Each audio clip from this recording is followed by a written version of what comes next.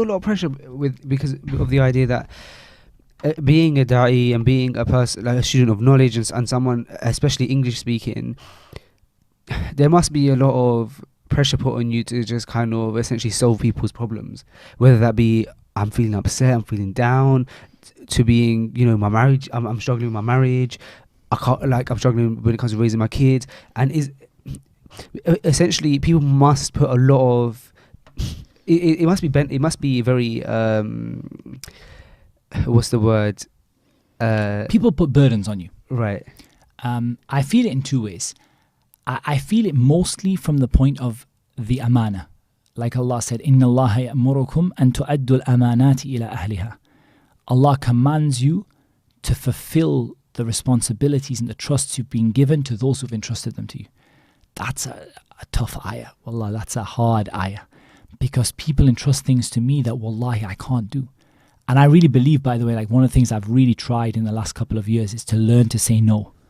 You know, I really have tried with everything I can to learn to say no. And I believe that saying no is a fundamental part of fulfilling amanat. Like, to fulfill a responsibility, you have to learn to say, I'm sorry, I can't do that. It's better than saying yes and not being able to deliver. Definitely. And you earn so many sins by saying yes and then not delivering. It's so much better for you to say, I'm sorry, I can't do that. And people get angry with you and they say, like, oh, you know, I came to you with an Islamic project and I wanted you to do something good. But it's far, far better for you to say, I'm sorry, I can't do that. And, you know, I've even read like books by non-Muslims or whatever on, you know, how to say no to people. I've listened to summary podcasts about them and things like how to say no to people. I think it's an essential thing, but I'm still useless at it. I'm trying, you know, like I like try to say to people, I try to set people, I think it's not about saying no, it's about setting people's expectations. So that might involve saying no. It might involve saying, I only have half an hour for you. Or it might involve saying your email is in a queue and I will respond to it when I finish. That may take 2 or 3 months. But, you know, just, you know, that's setting people's expectations. So one of the things I find very difficult to deal with is actually social media and the new way of communicating, because it's very instant. It's like someone sent you I sent you a WhatsApp message, you didn't reply.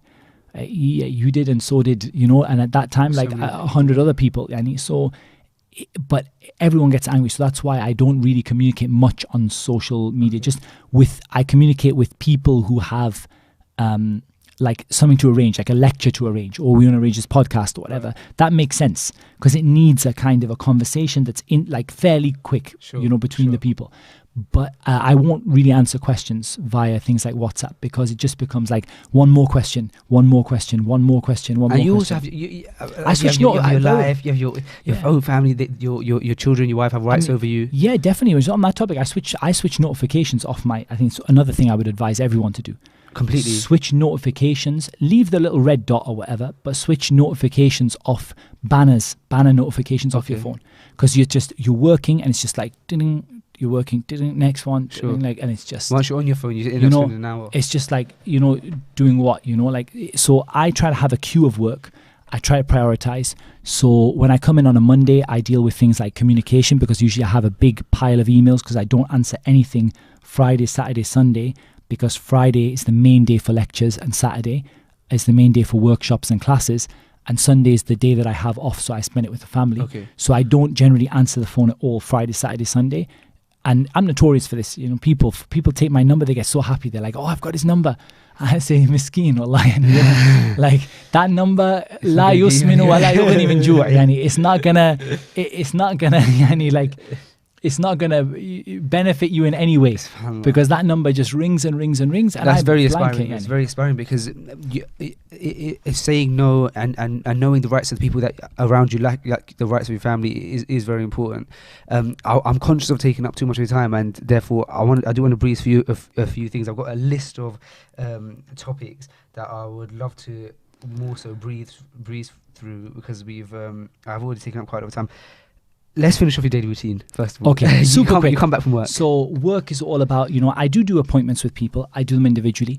But when I make people go through a filtering process, so they send me like a request via the website to say they want an appointment, and I make them go through a filtering process. Mm-hmm. So I make them like, do you really need an appointment, or can I just answer this to you by email? Because email, I can reuse stuff. I can cut and paste, right? Fine. Like I can send stuff.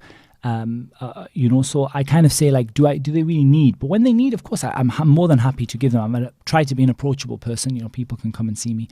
And, I do all that stuff. I do my classes, whatever. And, between the salah, go to salah, come back, whatever. And then, obviously I go home. I probably go home. It depends. Sometimes I manage to get home before Maghrib, sometimes between Maghrib and Isha. Usually, if it's between Maghrib and Isha, that time will be again with the homeschooling. So it'll be about like just checking that the work's been done, marking, setting the goals for tomorrow, things like that. Sometimes a little bit of my own projects if they need it.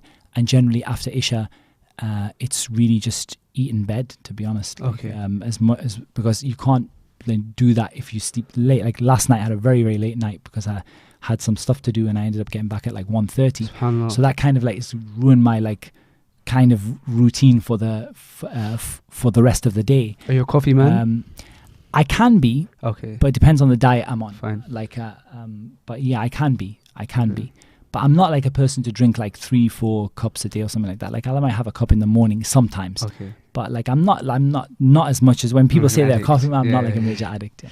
So that's any kind of my routine. Obviously Friday is very different and Saturday because they're just classes all day, generally. And obviously Sunday is the day off with the family, and I try not to do any homeschooling on that day and not to do any work,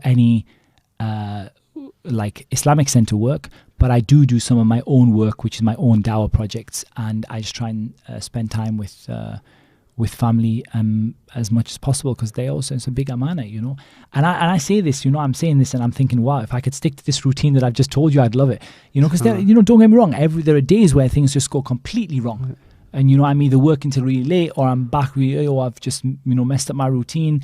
There are days, or someone approaches you to do a 12 podcast. Nah, it's no issues.